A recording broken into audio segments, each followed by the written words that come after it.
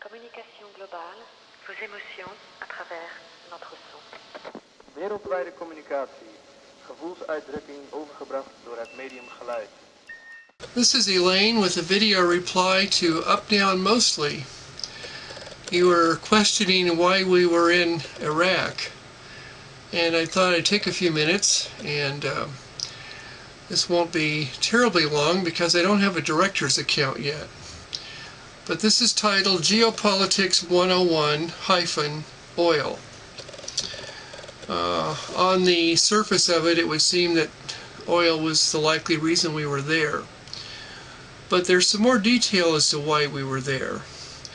First of all, Saddam Hussein, after the first Gulf War, acted as though he had weapons of mass destruction, or he had something that he wanted to hide, because his Republican Guard security people were hounding the UN weapons inspectors.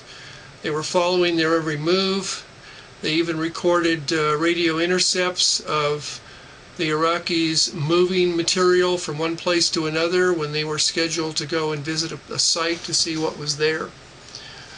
So the pretext that the United States had in putting together the coalition of the willing to invade Iraq was Saddam Hussein's violation of UN resolutions was a specific pretext, in that the UN, once it was goaded by the United States to the degree that it needed to goad the UN to come up with a final resolution that said that Saddam Hussein was in violation, we then put together this coalition of the willing to invade Iraq.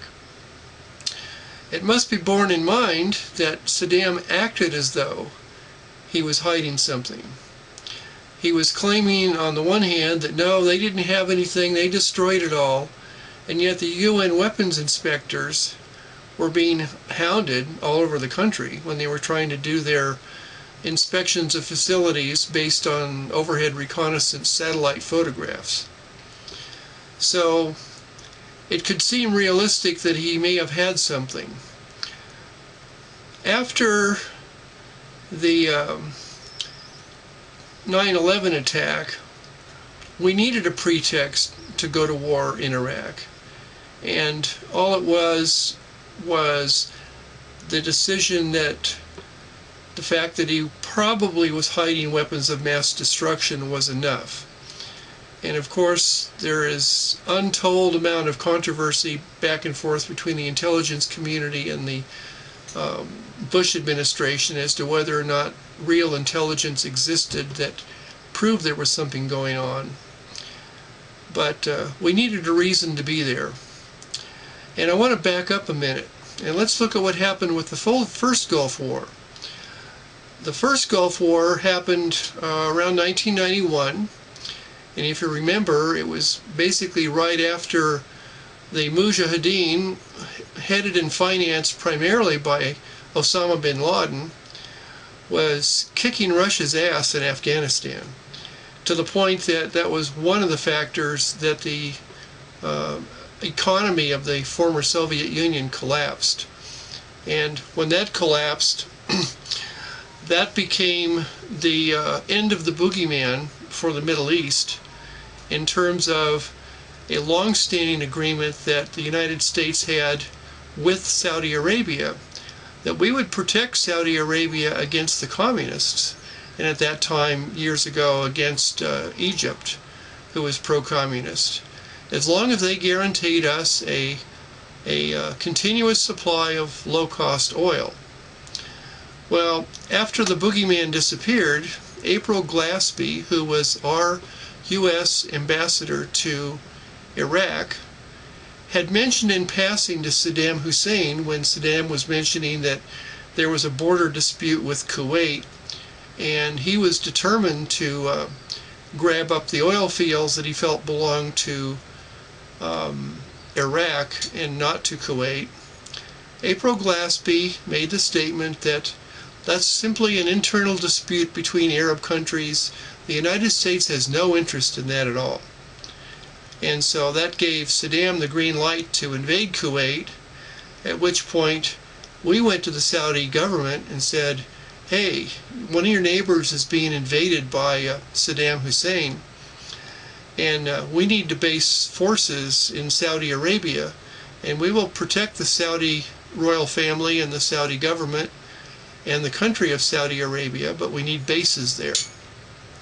So not only did we have bases in Riyadh and other places in forward areas to counterattack against Saddam Hussein once he decided to go over into Kuwait, figuring that we had no interest in it anyway. It was an internal dispute between them. Excuse me, I'm still getting over my flu.